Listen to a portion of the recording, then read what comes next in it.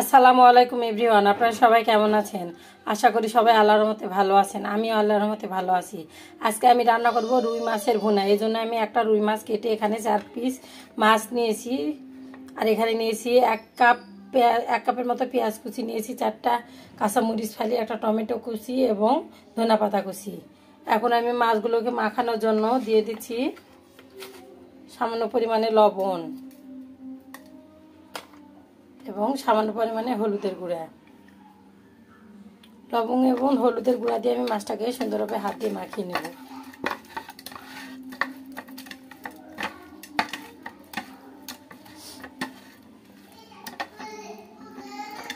মাছটা আমার মাখিয়ে নেওয়া হয়ে গেছে। এখন এটাকে এক সাইডে রেখে চুলায় একটা প্যান বসিয়ে দিয়েছি। প্যানটা গরম হয়ে গিয়েছে। এখন দিয়ে দিচ্ছি মাছ ভাজার জন্য পরিমাণ মতো সয়াবিন তেল।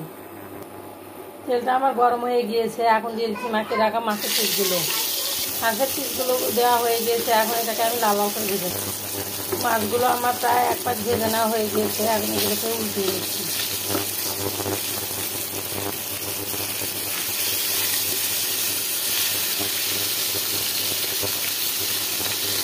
সবগুলো মাছ উল্টে নেওয়া হয়ে গিয়েছে। এখন এই পাশটাকেও আমি লাল লাল করে ভেজে, মাছগুলো আমার দুই পাশে ভেজে নেওয়া হয়ে গিয়েছে। এখন এগুলোকে উঠিয়ে নিচ্ছি।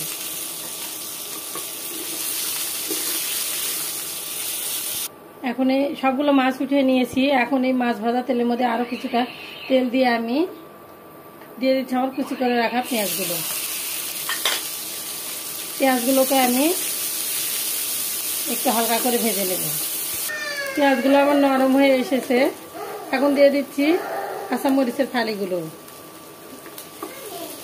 কাঁচামরিচ ফালি দিয়েও আমি পেঁয়াজগুলোকে আবার সুন্দর করে ভেজে নেব। পেঁয়াজগুলো আমার হালকা বাদামি কালার হয়ে এসেছে। এখন দিয়ে দিচ্ছি 1 চা চামচ আদা রসুন বাটা। আদা রসুন বাটাগুলোকে আমি একটু তেলের সাথে ভেজে নেব।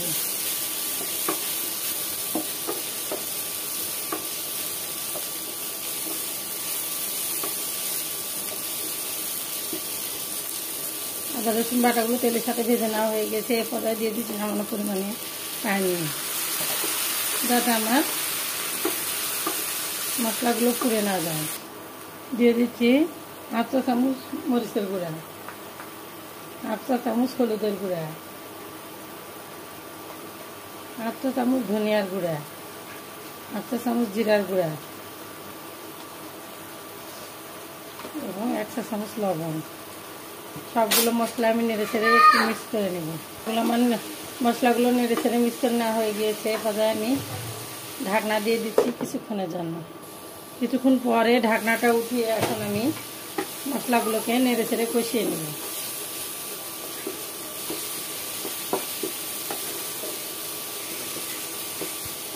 মশলাগুলো আমি 2-3 মিনিটের মতো একটু কষিয়ে নিয়েছি। এখন দিয়ে দিচ্ছি একটা টমেটো কুচি। টমেটো কুচি দিয়ে আমি এখন মশলাগুলোর সাথে সুন্দরভাবে মিক্স করে নিচ্ছি। টমেটো কুচি আমি নেড়ে ছেড়ে একটু ঢাকনা দিয়ে দিচ্ছি কিছুক্ষণের জন্য। কিছুক্ষণ পরে ঢাকনাটাকে উঠিয়ে এখন মশলাগুলোর সাথে আমি টমেটোগুলো ভেঙে সুন্দরভাবে কষিয়ে নেব।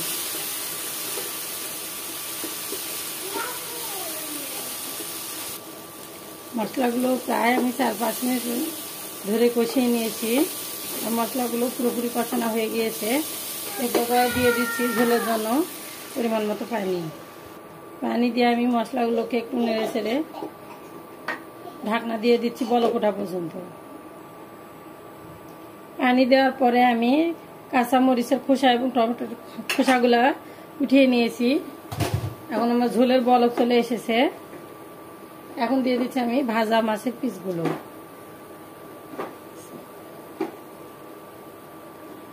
মাছের পিসগুলো দিয়ে একটু নেড়ে ছেড়ে ঢাকনা দিয়ে দিচ্ছি আরও 2-3 মিনিটের জন্য। 2-3 মিনিট পরে আমি ঢাকনাটা উঠিয়ে লবণটা চেক করে দিয়ে দিচ্ছি আরও 1/2 চা চামচ লবণ দিয়ে একটু নেড়ে ছেড়ে দিয়ে দিচ্ছি কুচি করে রাখা ধনিয়া পাতা।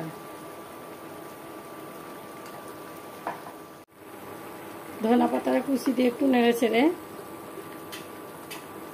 আমি ঢাকনা দিয়ে 2-3 মিনিট পরে নামিয়ে নিচ্ছি। 2-3 মিনিট পরে আমার মাছের ঝোলটাও কমে এসেছে। এখন আমি এটাকে ঢাকনা দিয়ে চুলা থেকে নামিয়ে নিচ্ছি। তো আমার মাছ ভুনার রেসিপিটা আপনাদের কেমন লাগলো অবশ্যই কমেন্ট করে জানাবেন। ভালো লাগলে একটা লাইক এবং সাবস্ক্রাইব করে আমার পাশে থাকবেন। দেখা হবে অন্য কোনো ভিডিও নিয়ে। ততক্ষণে সবাই ভালো থাকবেন। আল্লাহ হাফিজ। আসসালামু আলাইকুম।